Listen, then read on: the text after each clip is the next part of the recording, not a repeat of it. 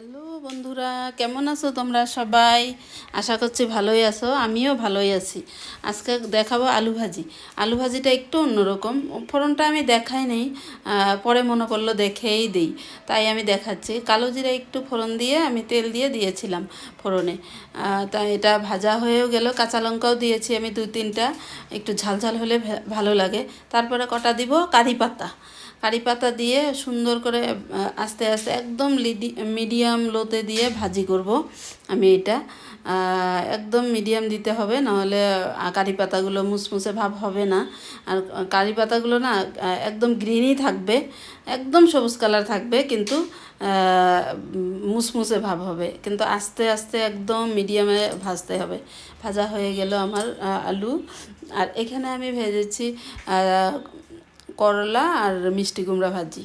আর এখানে ওই যে আমি আলু ভাজলাম, 3 রকমের ভাজি।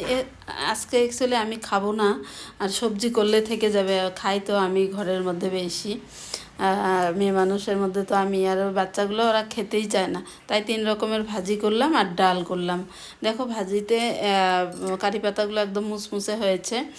আর এখানে করেছি আমি ডাল, মটর ডাল করেছি একটু। আজকে আর পনির টনির কিছু করি নেই। শনিবার আজকে আমি খাবো না, এই জন্যেই আমার শনি মন্দিরে যাওয়ার আছে। আজকে সন্ধ্যাবেলা যাব, তারপরে আমি এসে খাওয়া দাওয়া করবো, সারাদিন উপোসই থাকবো। তো আজকের মতো এখানেই ভিডিওটা শেষ করছি। তোমাদের কেমন লাগে আমার ভিডিওগুলো তোমরা অবশ্যই কমেন্টে জানাবে। আর তোমরা আমাকে অনেক সাপোর্ট করেছো, আর এইভাবেই সাথে থাকবে তোমরা। আজকের মতো এখানেই শেষ করছি বন্ধুরা। সবাই তোমরা ভালো থাকবে, সুস্থ থাকবে। Thank you, thank you, thank you.